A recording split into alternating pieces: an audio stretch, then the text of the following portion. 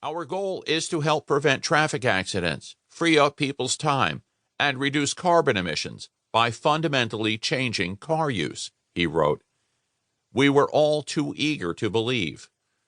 10 years passed.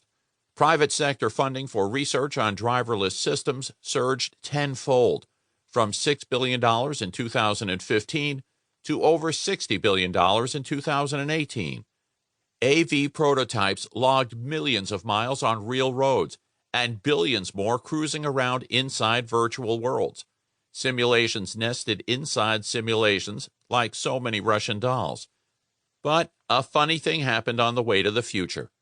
The same companies that filled our heads with daydreams of self-driving cars now say that perfecting the technology will be trickier than they thought. Few of us have seen an AV, let alone ridden in one. Most of us doubt they'll ever truly be safe.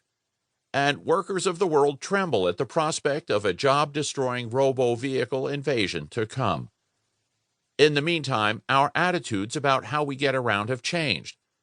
When Google fired the opening shot of this driverless revolution, using computers to fix the shortcomings of cars seemed like a sensible idea. But today, as dealers await shipments of the first self-driving SUVs, people everywhere are looking for alternatives to owning automobiles. We're riding mass transit and using for-hire vehicles more than ever. We've taken to electric bikes and scooters in droves. Automated vehicles are late to the party. So perhaps we've hit this speed bump at just the right moment. The hype about high-tech cars has been laid on thick by self-driving soothsayers over the last decade. They've spun modern-day myths to replace the ancient ones, with predictions of a driverless future that's totally safe, traffic-free, and affordable to all. But the glitches in this meme are already starting to show. When GM's Cruise division tested AVs in San Francisco, for instance, its self-driving software sometimes failed to spot pedestrians, and at other times braked suddenly after detecting phantom bicycles that weren't really there. Our current view of what's to come is just as blinkered. That's why now is the time to raise the hood on this would-be driverless revolution.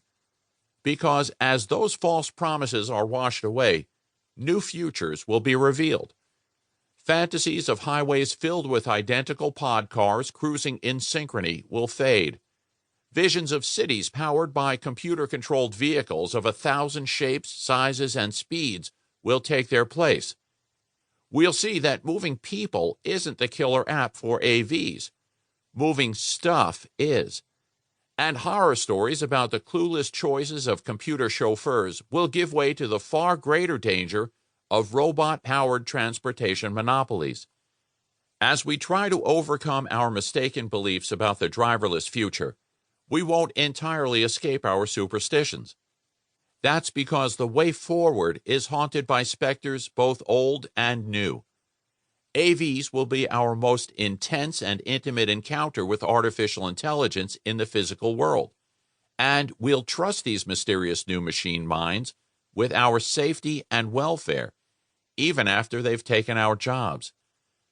More sinister spirits will watch us from the cloud, where bots that meter everything that moves will regulate our travels far more thoroughly than any government ever has.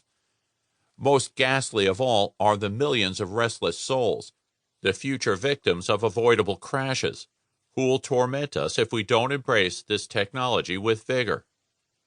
I call this troubled future territory the ghost road. It doesn't show up on maps, but you'll find it soon enough when you're cruising along in your computer car without a care. You'll look around and, for the first time, realize that you're now a stranger in a strange land, outnumbered and outclassed by software-steered machines. The ghost road is both beacon and warning.